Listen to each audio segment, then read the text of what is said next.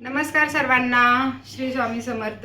तर मैत्रिणींनो बघा, आज मी बनवणार आहे मुगाच्या डाळीची आमटी। मस्त अशी तिखट आणि झणझणीत आमटी बनवणार आहे। त्याच्यासाठी मी इथे घेतलं आहे कांदा, टोमॅटो, लसूण आणि इथे हे घेतलं आहे ओलं खोबरं बारीक करून घेतलं आहे। तर तुम्हाला दाखवते। चला तर आता बनवते आहे मुगाच्या डाळीची आमटी। आता ही मी बनवणार आहे तुपामध्ये। गाईचं तूप आहे, तुम्ही तेलामध्ये पण बनवू शकता। इथे 1.5 चमचा तूप टाकून घेतलंय। छान असं गरम होऊन द्यायचंय। तूप गरम झालंय, त्यात टाकून घेते लसूण,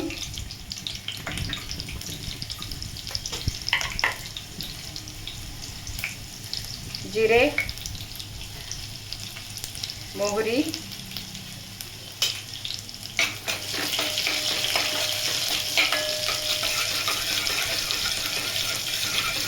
आपण नेहमी मुगाच्या डाळीचं वरण खातो, तर आज आपण मस्त मुगाच्या डाळीची अशी तिखट आमटी खाऊया।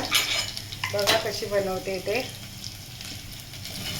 कांदा टाकून घेते, 2 छोटे छोटे कांदे घेतलेत।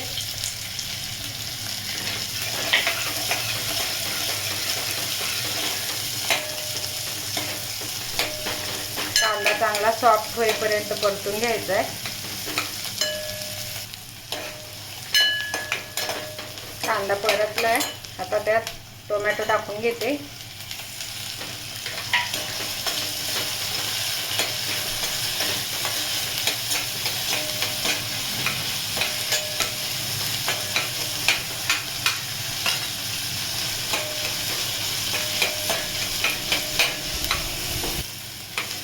कांदा टोमॅटो चांगलं फ्राय झालंय, चांगलं परतलं गेलंय। आता त्याच्यामध्ये टाकून घेते हळद, हा कांदा खोबरं लसूण मसाला आणि मिरची पावडर। ही मिरची पावडर तिखट आहे म्हणून थोडी टाकते। आणि आता याच्यामध्येच मी खोबरं टाकून घेणार आहे। ते खोबरं पण याच्या मसाला बघा, मी याच्यातच थोडंसं खोबरं पण टाकून घेतलंय। खोबरं पण असं परतून घ्यायचं।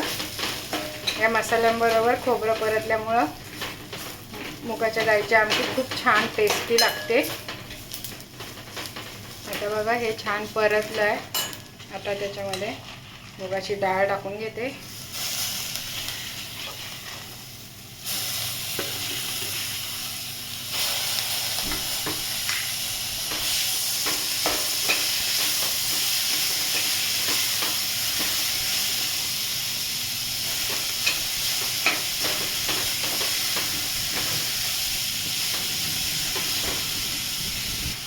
डाळ चांगली परतून झाली आहे, मीठ टाकते।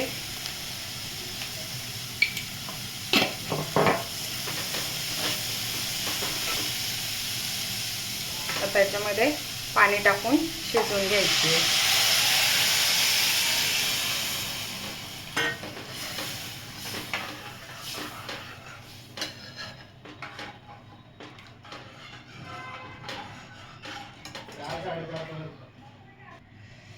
आता एवढं पाणी टाकलंय, आता मस्त शिजवून घेते। 10-12 मिनिटं लागतात शिजायला, शिजवते।